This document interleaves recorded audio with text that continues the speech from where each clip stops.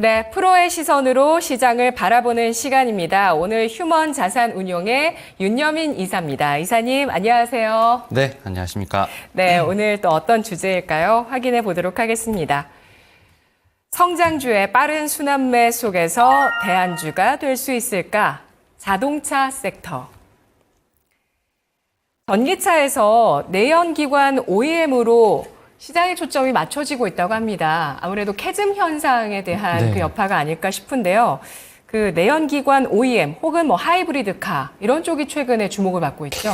네, 일단은 이제 작년 연말부터 사실은 이제 금리 인하에 대한 가시성이 좀 높아진 부분이 있었습니다. 뭐 그러다 보니까 그 전기차의 어떤 가속화 현상에 대한 부분들이 약간은 좀 딜레이가 되면서 오히려 지금 상황에서 현재 좀 돈을 잘 벌고 있고 또 잘 벌 수 있는 쪽으로 어떤 시선이 옮겨지는 좀 그러한 상황에서 말씀하셨던 것처럼 뭐 하이브리드라든지 뭐 내연기관차에 대한 어떻게 보면은 시선이 다시 집중되는 좀 그런 현상이 있었다라고 좀 말씀드릴 수 있을 것 같습니다. 뭐 그러다 보니까 기존의 내연기관차를 얼마나 잘 팔았느냐 뭐 이런 쪽으로 아무래도 시선이 옮겨지다 보니까 뭐 현대차나 기아, 특히 이제 우리나라 같은 경우 보게 된다고 하면 전동화에 대한 과정도 분명히 있었습니다만 뭐 실적 시즌에 항상 좀 이슈가 되는 부분들, 과연 그래서 실적을 얼마나 냈느냐, 또한 영업이익률을 얼마나 냈느냐, 뭐 이런 쪽으로 제가 볼 때 시선이 많이 옮겨지게 되는 좀 그러한 어떤 상황이 됐다라고 말씀드릴 수 있을 것 같고, 최근에 본 조사를 좀 해본 결과 지금 현대차 같은 경우는 차량 가격이 5년 사이에 국내에서는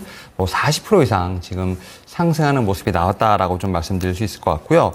해외에서는 거의 뭐 2배 이상 올랐다라는 얘기가 나왔습니다. 물론 이제 해외 같은 경우는 환율 효과가 좀 더해지는 뭐 그러한 부분이 좀 있다라고 좀 말씀드릴 수 있습니다만 어쨌든 국내와 해외 모두 이제 가격 상승에 대한 부분이 분명히 있었다라고 좀 말씀드릴 수 있을 것 같고 특히 이제 전기차에 비해서 내연기관차가 영업이익률이 상당히 낮다. 특히 뭐 현대기아차 같은 경우는 영업이익률이 한 자리밖에 되지 않는다. 뭐 이런 얘기가 있었습니다만 그런 부분에서 이렇게 가격의 어떤 상승이 됐다는 것 자체는 제가 볼 때는 영업이익률을 올리는데 좀 큰 역할을 하지 않았나라는 좀 생각이 들고 있고요.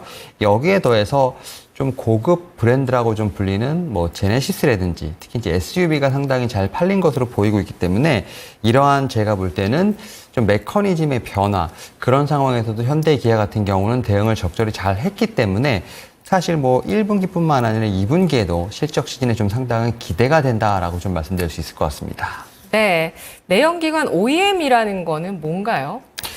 그러니까 결국은 이제 전기차 같은 경우는 이제 기가 캐스팅이라고 해서 이제 결국은 뭐 찍어낸다던가 뭐 이런 식으로 하면서 좀 어떻게 보면 이 과정 자체를 단축하는 과정이 있다고 한다면 뭐 결국은 이제 전통 내연기관 같은 경우는 말씀하셨던 것처럼 기존에 있는 생산 방식을 좀 말씀드린다라고 볼 수 있을 것 같습니다. 결국 모든 어떤 한 회사가 있게 된다면 그 밑에 결국 이제 하청 업체들이 있는 상황이라 볼 수 있을 것 같고 발주와 수주와 관련된 부분들 결국 이제 기존에 있는 우리가 흔히 말하는 이 내연기관을 만드는 좀 그런 어떤 체계를 말씀드릴 수 있을 것 같고 네. 지금 이러한 상황에서 이제는 이제 EV only OEM이냐 아니면 뭐 HEM, HEV 뭐 OEM이 이런 식으로 좀 약간 나눠서 좀 부른다라고 보시면 될 것 같습니다. 네, 전기차 캐즘 현상으로 또 나타나는 현상이 아닐까 싶습니다. 한창 전기차만 바라봤을 때는 네. 이제 부품사들도 전기차로 관련한 부품으로 계속 더 변화하고 바꿔야 된다 이런 얘기들이 좀 많았었는데요.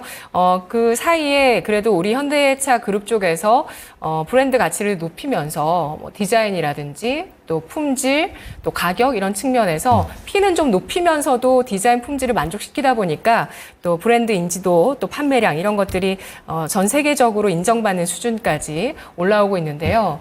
탑3 이렇게 봐도 되죠, 현대차 그룹. 사실은 현대차 그룹이 저는 개인적으로 이제 전기차 쪽에서는 거의 탑2에 들어갈 정도로 저는 많이 성장했다라고 생각이 들고 있고, 네. 뭐 최근에 수소차 같은 경우는 뭐 탑1, 그리고 뭐 내연기관까지 넓히게 된다고 하면 그래도 5손가락 안에 들 수 있지 않을까라는 좀 생각을 하는데, 네. 사실 이제 앞에서 말씀드렸던 것처럼 전기차에 대한 것보다는 최근에 내연기관, 뭐 하이브리드, 뭐 전통적인 부분에 대한 어떤 관심이 옮겨가 있는 상황에서 또다시 수소차와 관련된 부분들이 약간 좀 이제 시장에서 좀 바람이 불었는데 네. 그러한 측면에서 보게 된다고 하면 뭐 수소차 같은 경우는 현대가 사실은 거의 압도적인 1위를 좀 보여주고 있다라고 말씀드릴 수 있을 것 같고 다만 좀 상용화에 대한 부분들, 뭐 전기차에 좀 많이 밀리긴 했습니다만 뭐 대형 트럭이라든지 뭐 수소와 관련된 쪽에서 큰 차 같은 경우는 여전히 제가 볼 때는 좀 더 유망하다라고 말씀드릴 수 있을 것 같고, 뭐 그러한 측면에서 현대차가 최근에 좀 수소의 어떤 모멘텀하고도 좀 엮이면서 시가총액 지금 4위까지 올라간 모습이 좀 나온다라고 볼 수 있을 것 같습니다. 뭐 네. 그런 측면에서 저는 뭐 탑 5 안에는 들어갈 수 있지 않나라는 생각은 하고 있습니다. 종합적으로 답 판단해 주신다면 현재 네. 현대차 종합적으로 그룹은, 보면 그래도 한 네. 3 안에 들어갈 수 있지 않을까? 예, 다시 한번 네. 말씀드려볼 수 있을 것 같습니다. 예, 현대차가 10%의 강세를 보였던 날이 바로 이 북미 쪽에서 그 수소 상용 밸류체인을 확장하겠다는 계획을 발표하면서 뭐 네. 관련주의 강세까지 이끌었고, 또 이들 그 현대차뿐만 아니라 기아까지도 상승을 나타내면서 반등을 보여주는 모습, 시총 상위의 4위 자리를 지금 계속해서 지키고 있는 모습을 나타내고 있는데요. 그리고 해외 전략 같은 경우는 요즘 어떤가요? 현대차, 기아, 중국 같은 경우는 판매 비중이 낮은 상태죠.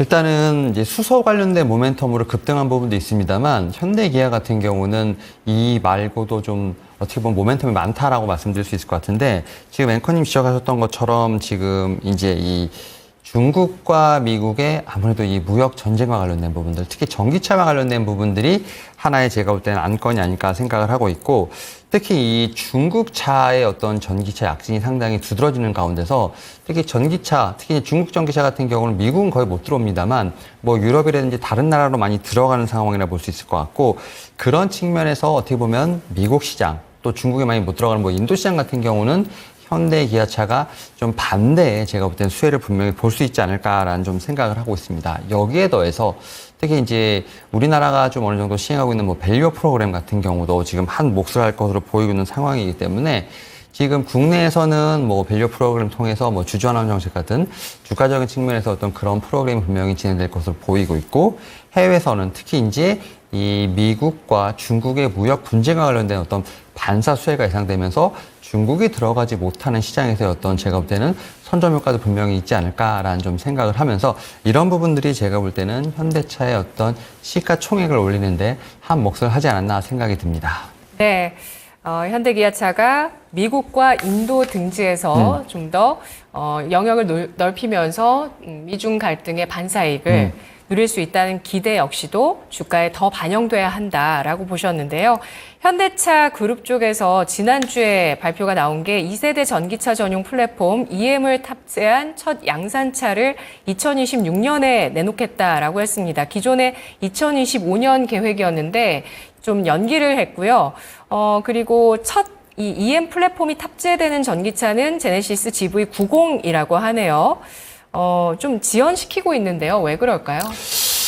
일단은 말씀하셨던 것처럼 플랫폼에 대한 부분은 지연 기사는 나왔습니다만 기아에서는 지금 소형 전기차 EV3가 나왔죠. 그러니까 그런 측면에서 보면 어떻게 보면 이 전기차에 대한 속도의 조절은 분명히 있지 않나라는 생각을 합니다만, 네. 그렇다고 해서 지금 방향성의 변화가 있다라고 생각하지는 않습니다. 제가 볼 때는 좀 어떻게 보면 뭐 캐즘과 관련된 부분도 있겠습니다만, 일단 기존에 있는 거를 잘 하면서 전기차 같은 경우는 좀 조심스럽게 접근하는 것이 아닌가라는 좀 생각을 하고 있고, 그러한 측면에서 내연기관으로의 어떤 획일하기보다는 어떻게 보면 스텝 바이 스텝을 좀 밟는다라고 생각이 드는데, 특히 최근에 전기차 같은 경우는 조금 고객층에 대한 부분들, 시장에 제가 볼 때는 성장성에 대한 부분이 저해가 되지 않나라는 어떤 우려가 있는 상황에서 기아가 EV3를 왜 내놨을까라는 생각을 해보게 된다고 하면 좀 이제는 좀 시장에 대한 접근법을 좀 달리하는 좀 그런 부분이 있지 않을까 생각을 합니다. 일단은 이제 얼리 어댑터라고 하는데 지금 시장에서 봤을 때 전체 구매자의 한 10% 정도 이 얼리 어댑터에 대한 어떤 기호, 선호도를 먼저 좀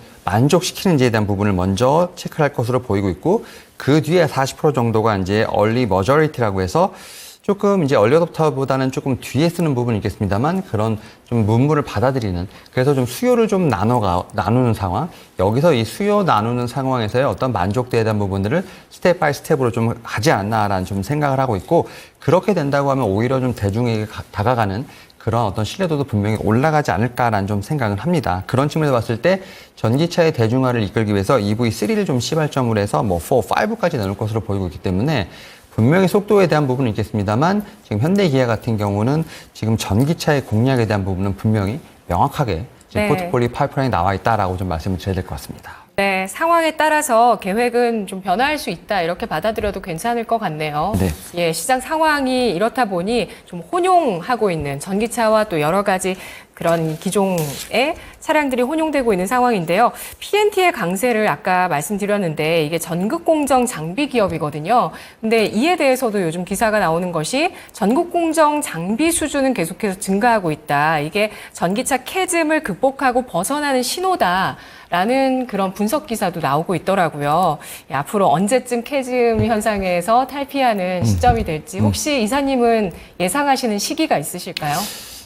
최근에 보게 되면 2차전지 관련된 종목들 중에서 특히 이제 지금 최근에 좀 반등이 한번 있었습니다. 근데 사실은 어떤 이슈가 있다기보다는 좀 기술적인 반등으로 좀 풀이가 된다라고 말씀드릴 수 있을 것 같고, 다만 그 가운데서 지금 이제 P&T 같은 경우가 상당히 좀 급등하는 모습이 보였고, 또 이와 관련돼서 지금 테슬라, LG 에너지솔루션과의 어떤 계약이 하반기에 좀 어느 정도 가시화가 된다고 하면 이에 따른 좀 수혜가 예상돼 볼 수 있을 것 같은데, 저는 분명히 주가상으로는 바닥은 잡았다. 다만 이제 그 반등의 시기에 대한 부분들이 얼마큼 이제 시장에서 좀 주목이 되지 않나 생각이 드는데, 저는 하반기 정도쯤에는 저는 2000년뿐만 아니라 전기차 같은 경우 분명히 반등에 대한 모멘텀은 있지 않을까라는 좀 생각은 하고 있습니다. 네. 자, 자동차주 오늘 이 현대차 같은 경우는 역사상 최고치 부근까지 올랐다가 조정을 받고 있는 모습을 보여주고 있습니다. 강한 장대 양봉 이후에 5거래일 연속의 음봉이 나오고 있는데요. 주목할 종목 투자 전략 정리해 주시죠. 일단 이 자동차 섹터 같은 경우도 제가 지난주 연전 섹터 말씀드렸던 것처럼 좀 대형주가 좀 먼저 제가 볼 때는 시세를 좀 내는 좀 그런 모습이 나오고 있습니다. 특히 현대차 같은 경우 말씀하셨던 것처럼 장대 양봉 5월 20일 날 좀 나온 상황에서 약간의 좀 이제 차익 실현 매물이 나오고 있습니다만, 오히려 그 뒤를 좀 기아가 좀 쫓아가고 있다라고 보시면 될 것 같습니다. 기아 같은 경우는 아직까지는 전고점을 좀 돌파하지 못한 모습이기 때문에 현대차 기아로 제가 볼 때는 좀 순환매가 돈다라고 볼 수 있을 것 같고, 오히려 그런 측면에서 보게 된다고 하면 좀 밑에 있는 중소형단에 있는 종목들 같은 경우가 움직임이 크게 없었다라고 볼 수 있을 것 같습니다. 그나마 좀 있는 종목이라고 한다면 코리아 FT 정도가 좀 되지 않을까라는 좀 생각을 하고 있고, 전통적으로 지금 이제 중소형 쪽에서 전기차와 많이 좀 연관이 돼 있는 SL이든지 화순 같은 경우는 거의 좀 이제 주가가 좀 많이 쉬고 있는 상황이기 때문에 오히려 이렇게 현대차, 기아가 좀 아웃퍼폼을 하게 된다고 하면 밑에 있는 중소형 단에 있는 종목들 자체가 움직일 수 있는 그런 좀 룸이 있지 않을까 생각을 하면서, 네. 오히려 대형주를 좀 기준으로 해서 오는 좀 주가가 좀 편안한 오히려 좀 중소형주에 대한 공략이 좀 유효하지 않을까라고 좀 말씀드려보도록 하겠습니다. 네, 엊그제 HL 만도도 장대 양봉을 냈었는데요. 네. 이 자동차주들 중소형주 가운데서의 또 앞으로의 강세 예견을 해주셨네요. 관심주까지 예상해봤습니다. 오늘 분석 잘 들었습니다. 네, 감사합니다. 고맙습니다. 프로의 시선 윤여민 이사였습니다.